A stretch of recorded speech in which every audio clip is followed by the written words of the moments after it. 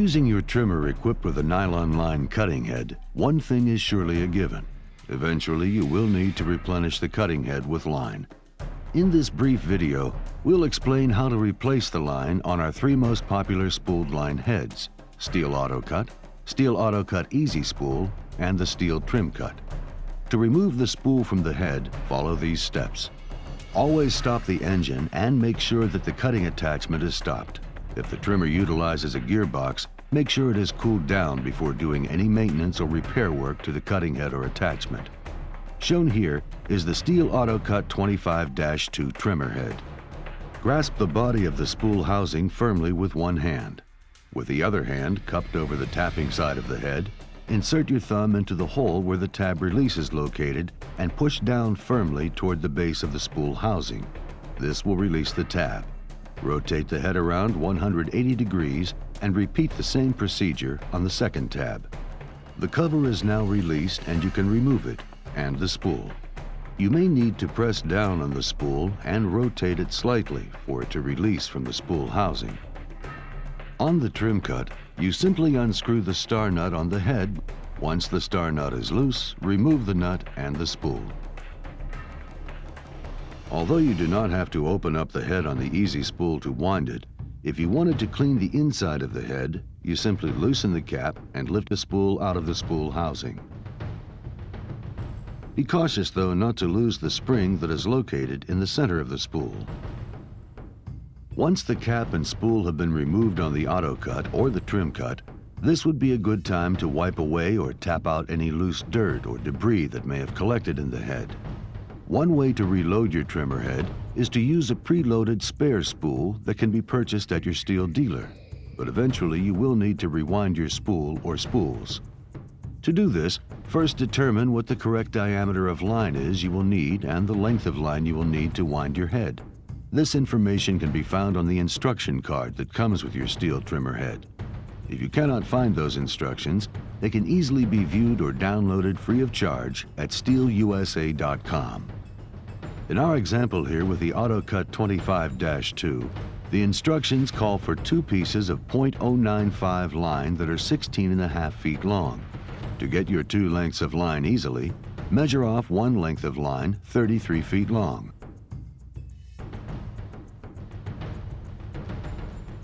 Fold the line in half and make your cut at the halfway mark. This will give you two correct lengths of line. You are now ready to wind your spool.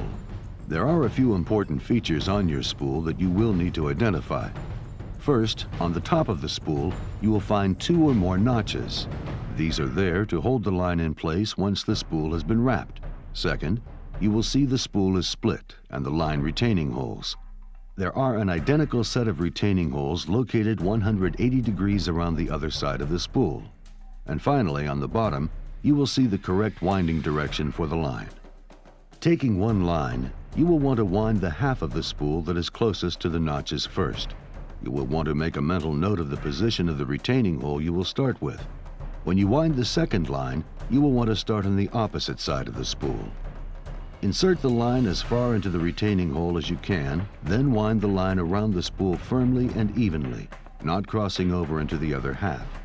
When you have approximately 5 inches of unwound line, insert the line into a notch in the spool. Insert the second length of line into the opposite side of the spool in the unwound half and in the retaining hole that is 180 degrees opposite the first line you wound. Repeat the winding process to about 5 inches of unwound line and insert this line into the notch opposite the notch the previous wound line is in. Carefully place the spool into the spool housing with the notches located just to the side of the eyelets.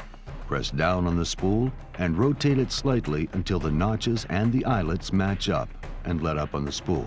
It should remain in this position.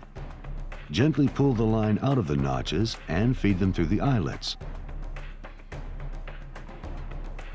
Place the cover on the head, making sure that the tabs line up with the tab release holes, and press down until you hear it snap into place on both sides. Pull on the line to make sure all the slack has been taken up and the spool engages. On the trim cut, you will need to feed the line through the eyelets in the spool housing, then carefully lower the spool into the housing.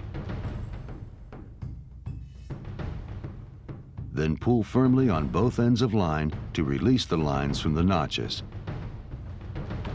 Then reinstall the star nut. Again, pull on the line to make sure all the slack has been taken up and the spool has engaged.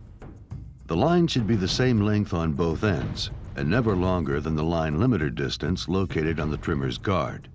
If one line is longer than the other, or if the line is longer than the line limiter distance, trim the line back as necessary. The AutoCut Easy Spool loads in a much different way. First, make sure that the arrows on the spool housing and the spool are aligned. Then firmly insert the end of the line into the outlet hole as far as you can, approximately 2 inches. Repeat the same procedure on the opposite side of the head. Note the winding direction arrows on the top of the spool. Turn the spool in this direction and you will automatically wind the line onto the spool. Make sure all the parts are snug on your trimmer head, and you're ready to go back to work.